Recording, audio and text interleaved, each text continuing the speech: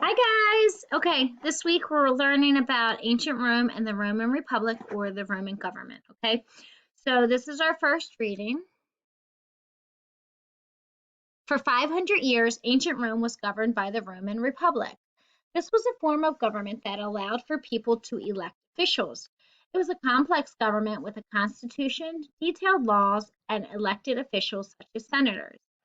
Many of the ideas and structures of this government became the basis of modern democracies.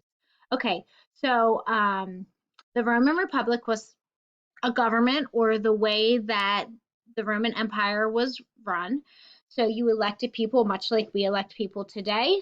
It had a constitution, which a constitution is just a set of rules that everybody kind of follows. They're like guidelines and everybody knows them. So there's no like, uh-oh, what are we supposed to do here? Follow these guidelines. There's detailed laws, there's elected officials, and there's ideas and structures of the government. Okay, so our government today is actually based off of a model just like this. Who were the leaders of the Roman Republic? The Roman Republic had a number of leaders and groups that helped to govern. Elected officials were called magistrates, and there were different levels and titles of magistrates. The Roman government was very complicated and had lots of leaders and councils. Here are some of the titles of what they did. Okay, so we're going to go through this list. We're going to talk about who the different people were that had power. Just like our government today, there's not one person in power. There's a whole bunch of different elected officials. We have judges, we have senators, we have governors, we have councilmen, okay? So it's kind of set up the same way. This way, no one person has too much power and lots of people work together to make the rules or the laws. So the first people we have were the consuls. The consuls, they were at the top of the Roman Republic. The consul was a very powerful position.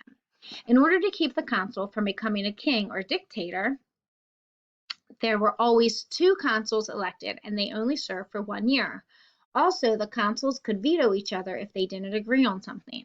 The consuls had a wide range of powers, and they decided when to go to war, how much taxes to collect, and what the laws were. So the consul was up at the top. So the consuls were super, super important, but they weren't a king and they weren't a dictator. A dictator is like one person or a very, very small group of people who have all the power. So that wasn't what a consul was, but he did have a lot of power, but there were always two of them. They only served 1 term, and they did this so that their power didn't become too strong. And if one consul didn't like what the other consul was doing, he vetoed it. Veto means stopped or is opposed to. So there's a balance there. Senators. The Senate was a group of prestigious leaders who advised the consuls. The consuls usually did what the Senate recommended. Senators were selected for life. So the consuls, they served 1 term. They had the most power and they only served 1 term. The senators, they were elected for their whole life. They were very important also. They advised or helped the consuls make decisions, and usually what the senators said, the consuls did. Plebeian Council. The Plebeian Council was also called the People's Assembly. This was how the common people, plebeians, could elect their own leaders, magistrates, pass laws, and hold courts. So we're plebeians. We're regular old people. That's these people. So they had their own council or group of people. They had their own leaders. They could pass their own laws. Tribunes. Tribunes were the representatives of the plebeian council. They could veto laws made by the Senate. So the common people, the regular people like you and me, the plebeian council, we said, okay, we need people to represent us or to go and speak for us. So these were called the tribunes. And they could veto or, remember, if you veto something, you stop it. The laws that the Senate made. Governors. As Rome conquered new lands, they needed someone to be the local ruler. The Senate would appoint a governor to rule the land or province. The governor would be in charge of the local Roman army and would also be responsible to collect taxes. Governors were also called proconsuls. All right. So as Rome conquered or won new land and their empire kept getting bigger and bigger and bigger, They needed people to govern each of those small pieces of area, kind of like in Baltimore County, we have people who are in charge, and in Howard County, we have people who are in charge, and in Carroll County, we have people who are in charge. So that there's people who kind of oversee each small area, even within our state of Maryland. Okay, we're not even talking about a whole country, we're talking about within our state. But so in that country, they had all this land now, and it was just too much for one person to be in charge of, or even one group of people to be in charge of. So they had governors. So the governors were in charge of smaller portions of land, like a local area. An ideal was a city official who was responsible for the maintenance of public buildings as well as public festivals. Many politicians who wanted to be elected to a higher office like consul would become an ideal as they could hold big public festivals and gain popularity with the people. All right, so that's the same way that our government works today. You don't start out being the president.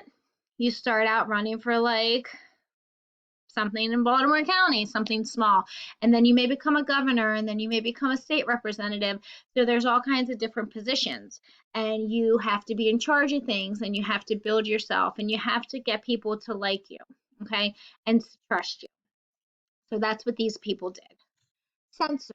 The censor counted the citizens and kept track of the census.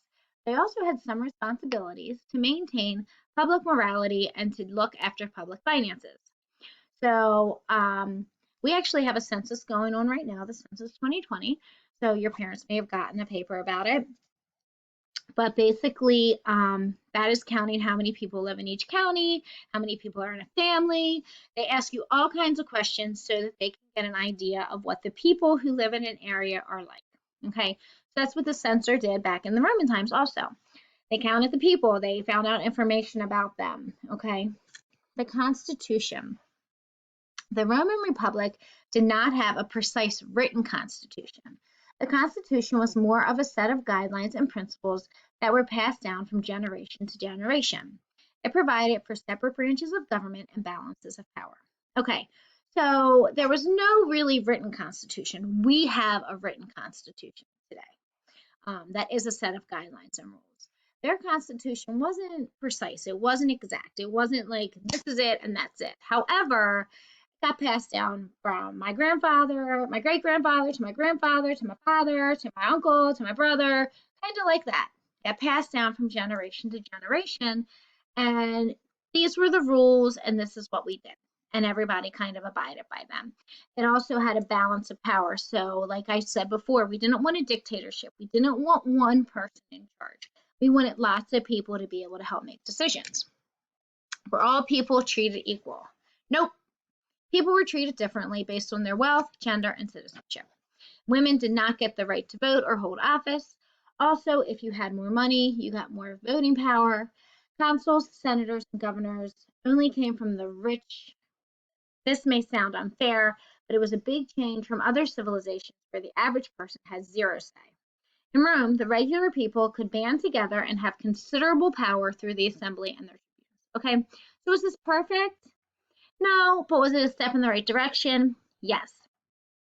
So you were still treated differently. The wealthy, the males, the people who were originally from Rome, they they are the ones who got to vote and hold office. Okay, so women didn't have a lot of power still. The more money you had, the more power you had. The consuls, the senators, the governor, all the higher people up, they were rich. Okay, but at least we did have the assembly and their tribunes. They were the common people. Remember, they took care of the common people. They gave the common people a voice. All right, if you have any questions, let me know.